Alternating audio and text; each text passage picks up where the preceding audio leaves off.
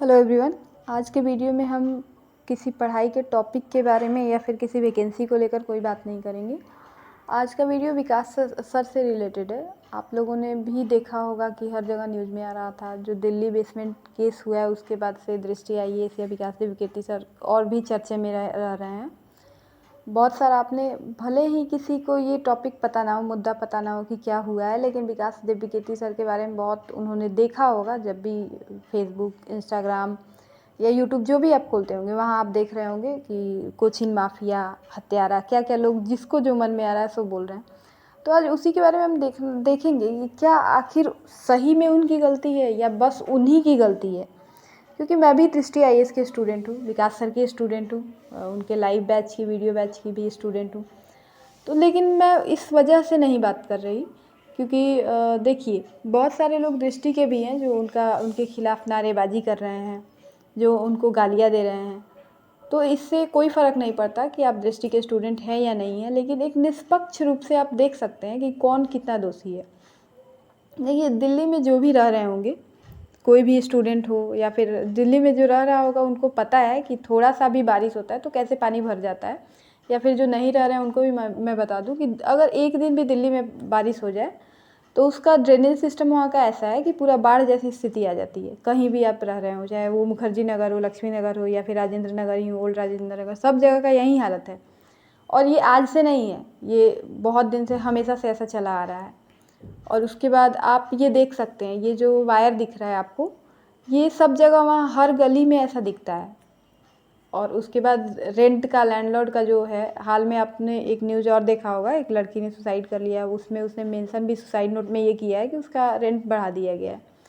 और ऐसा स्थिति होता है ना कि पीजी या फिर फ्लैट, आप कहीं भी कोई स्टूडेंट रह रहा हो, एक दिन भी रेंट में अगर कोई लेट हो जाए तो ब्रोकर और मकान मालिक जो होते हैं बहुत परेशान करते हैं। एक दिन भी सह नहीं पाते हैं वो लेट हो जाए तो, किसी भी वजह से बहुत टोका जाता है, बोला जाता है क्या क्या। और कोई भी तरह का समस्या अगर आ जाए, कोई दिक्कत है, तो ये नहीं करेंगे कि वो सॉल्यूशन उसका निकालेंगे, सीधे बोलते हैं कि अगर ज़्यादा दिक्कत है तो रूम खाली कर दो। और किसी भी एस्पिरेंट के पास, कोई पढ़ रहा होता है तो इतना समय नहीं होता है कि वो अपना रेंट बार बार, रेंट की वजह से, किसी भी वजह से रूम बार बार चेंज करे। बहुत दिक्कत होती है, क्योंकि टाइम नहीं मिल रहा होता है, पढ़ाई इतना करना होता है। और उनके पास एक ही जवाब होता है कि दिक्कत है तो रूम चेंज कर लो, पीजी बदल लो। तो क्या कर सकते हैं, कोई सॉल्यूशन इसका नहीं है, परेशानी इतनी होती है। और उसके बाद ये जो पानी लगा है बेसमेंट में, कोचिंग चल रहा था सब जगह, जिसकी वजह से विकास सर को भी लोग गालियाँ दे रहे हैं और भी कोचिंग इंस्टीट्यूट वाले को दे रहे हैं। तो ये भी कोई नया नहीं है, ये भी हमेशा से चला आ रहा है। तो आज जो लोग प्रोटेस्ट कर रहे हैं, जो लोग गालियाँ दे रहे हैं, मैं बस इतना ही पूछना चाहूँगी, क्या वो लोग पहले से नहीं थे, नहीं देख रहे थे? मीडिया, जिसको आप चौथा पिलर लोकतंत्र का सब लोग बोलते हैं, चौथा पिलर माना जाता है, वो मीडिया वाले जो आज इतने एक्टिव हुए हैं, वो कुछ दिन पहले एक्टिव क्यों नहीं थे? क्यों नहीं वो क्वेश्चन कर रहे थे कि बेसमेंट में कोचिंग चलने की वजह से ये इलीगल है या नहीं है, लीगल है या नहीं है, तो ये चलना चाहिए या नहीं चलना चाहिए। ये जो वायर्स हैं, मान लीजिए ये 3 जो बच्चे मरे हैं, डेथ हुई है जिनकी, वो कोचिंग वाले की वजह से मर गए। बस कोचिंग वाले की गलती हम यहाँ बता रहे हैं कि बस कोचिंग वाले की गलती की वजह से मरे। लेकिन उसके 2-3 दिन पहले जो नीलेश की डेथ हुई थी, वायर में सटने, बिजली के पोल में सटने की वजह से, वो कोचिंग में तो नहीं थे, वो तो सड़क पे रोड क्रॉस थोड़ा सा पार कर रहे थे, गड्ढा, उसमें उनकी डेथ हो गई। तो उसमें कोचिंग वालों को आप कहाँ से दोषी लगाएंगे? ये जो सुसाइड लड़की ने किया है, उसमें आप कोचिंग वालों को कहाँ से दोष दे सकते हैं? इसके अलावा एक हाल में केस हुआ है, एक महिला औरत जा रही थी अपने बच्चे को लेकर, रोड पे पानी इतना ज़्यादा लगा हुआ था कि उनको जो नाला था उसको समझ में नहीं आया और दोनों गड्ढे में गिर के उसमें दोनों मर गए। इसमें आप किसकी गलती निकालेंगे?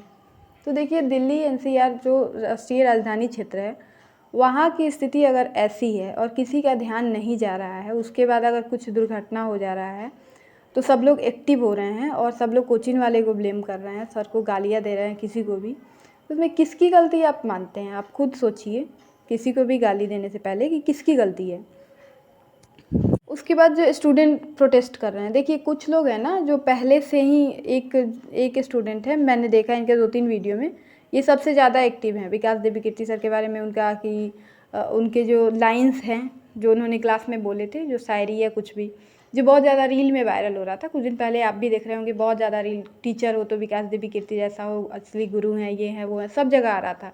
और अभी सब जगह उनके खिलाफ़ में बोला जा रहा है। कोई सपोर्ट में बोल भी नहीं सकता है, क्योंकि बोलेगा तो लोग बहुत सारी बातें उनको बोलेंगे, फिर उल्टा बकवास करेंगे। तो इसलिए भी नहीं कोई सपोर्ट करना चाह रहा है। तो ये लोग जो है ना, इन लोगों को नेता बनने का मौका मिला। मैं ये नहीं बोल रही हूँ कि प्रोटेस्ट कर रहे हैं वो गलत कर रहे हैं, सही कर रहे हैं, लेकिन सही जगह पे कीजिए। किसी एक को दोषी बनाकर आप एमसीडी से क्वेश्चन कीजिए। दिल्ली सरकार है, केंद्र सरकार भी है, जो जब राष्ट्रीय राजधानी क्षेत्र है तो सबकी रिस्पॉन्सिबिलिटी है उसको हर तरह से सुरक्षित रखना। और ये जो बच्चे प्रोटेस्ट कर रहे हैं, इनको नहीं पता था कि ये खतरनाक है। उन्होंने कितने बार सवाल किया इसके पहले, दुर्घटना के पहले, कि ये खतरनाक है, यहाँ कोचिंग नहीं चलना चाहिए बेसमेंट में। अगर आपको इतना ही अभी जो जागरूकता है, कुछ दिन पहले जागे होते तो शायद वो बच्चे नहीं मरते, उनकी जान भी बच सकती थी। तो उस समय आप भी सोए हुए थे, मीडिया वाले भी सोए हुए थे, हर लोग, किसी को कोई फ़र्क नहीं पड़ रहा था। अभी इतना कुछ हो गया तो सबको बस कुछ दिन के लिए ये लोग प्रोटेस्ट करेंगे। सारे बोल रहे हैं कुछ लोग तो यहाँ तक कि कोचिंग बंद करो, ये करो, वो करो। तो इसके पहले आप पूरे तरह से सिस्टमेटिक ढंग से पूरा चीज़ देखिए ना, किसकी किसकी गलती है, सबकी किसकी इन्वॉल्वमेंट है इसमें, किस वजह से हुआ है। और सारा सिस्टम की जहाँ गलती है, आप किसी एक को गाली दे के क्या साबित करना चाहते हैं। इस तरह से करना कहीं से भी, किसी भी टीचर को, not only Vikas Devi Kirti sir, क्योंकि देखिए विकास सर ऐसे हैं कि ये लोग आज भी मुखर्जी नगर में कहीं भी, मैं रही हूँ, मुझे पता है कि अगर किसी को कोई दिक्कत हो, कोई परेशानी में हो, कोई भी स्टूडेंट, चाहे लड़का या लड़की, वो किसी से मदद मांगने जा रहा है, ये प्रोटेस्ट करने वाले लोगों से भी अगर वो मदद मांगे, अभी शायद कर दें, लेकिन ऐसे जनरली मांगने जाए तो लोग मदद नहीं करते हैं, वो कितना भी परेशान हो। लेकिन दुर्घटना हो जाए तो वहाँ कैंडल मार्च ज़रूर होता है।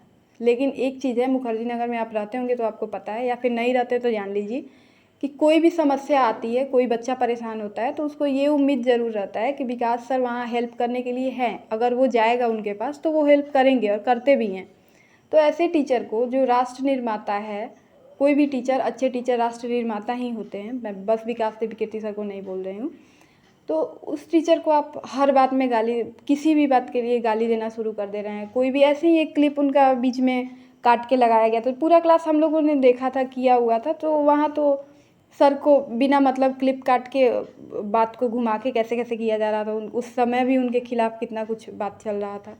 तो इस टाइप की चीज़ों से आप कम से कम बचिए। मैं आशा करती हूँ कि जो लोग देख रहे होंगे कम से कम वो समझेंगे, वो इस बात पे ध्यान देंगे कि किसी को, मतलब सोचेंगे कम से कम कि किसी को भी, सर को ही नहीं, किसी को भी जज करने से पहले, किसी को भी गाली देने से पहले, ब्लेम करने से पहले आप देखिए उस चीज़ में आपकी गलती है या नहीं।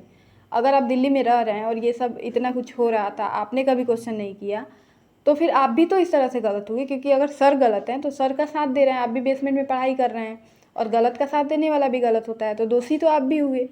फिर विकास सर ही क्यों, फिर ओझा सर ही क्यों, फिर खान सर ही क्यों, मीडिया वाले कहाँ थे? यही सब है।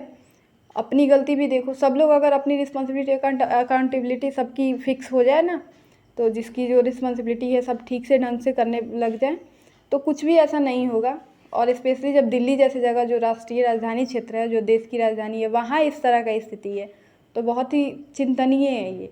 किसी को आप एक को ब्लेम नहीं कर सकते हैं, किसी कोचिंग वाले को या फिर किसी भी व्यक्ति को अकेले नहीं ब्लेम कर सकते हैं। पूरा सिस्टम इसके लिए जिम्मेदार है। जो लोग विरोध कर रहे हैं, जो स्टूडेंट्स, वो अपने आप को फ्यूचर ब्यूरोक्रेट्स कह रहे हैं, बोल रहे हैं कि फ्यूचर आईएएस हैं, आईपीएस हैं। तो क्या उनका जिम्मेदारी नहीं था?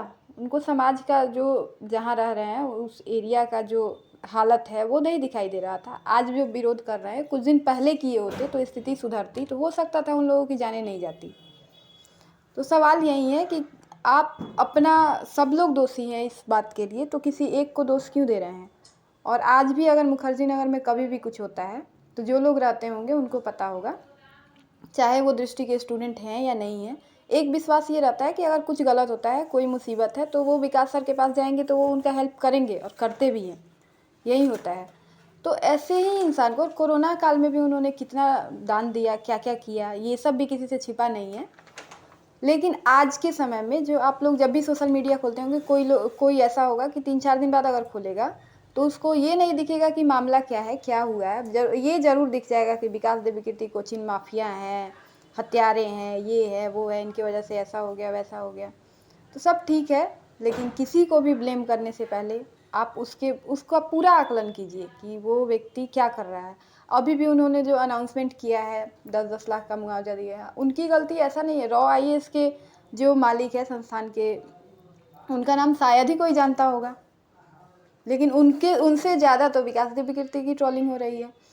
तो यही सब मुद्दा होता है कि आप किसी एक लड़का, आप मैं वीडियो में देखिए इनको, ये कुछ दिन पहले भी जब ये सब केस नहीं हुआ था, ईडब्ल्यूएस वाला मामला चल रहा था, उस दिन भी ये एक वीडियो में मैंने इनका देखा था, ये कोचिंग इंस्टीट्यूट वाले को ही गाली दे रहे थे।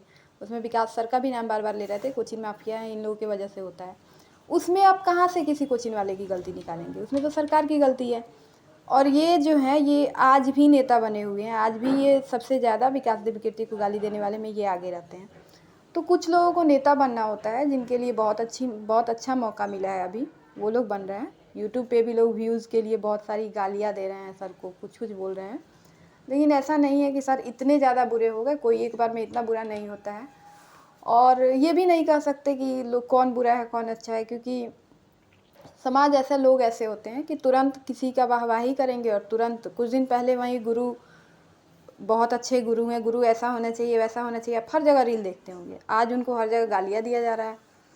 तो ऐसे लोग ऐसे ही होते हैं, किसी को भी नहीं छोड़ते, कभी कुछ भी होगा मौका तलाशते हैं, गाली देंगे, कुछ भी बोलेंगे।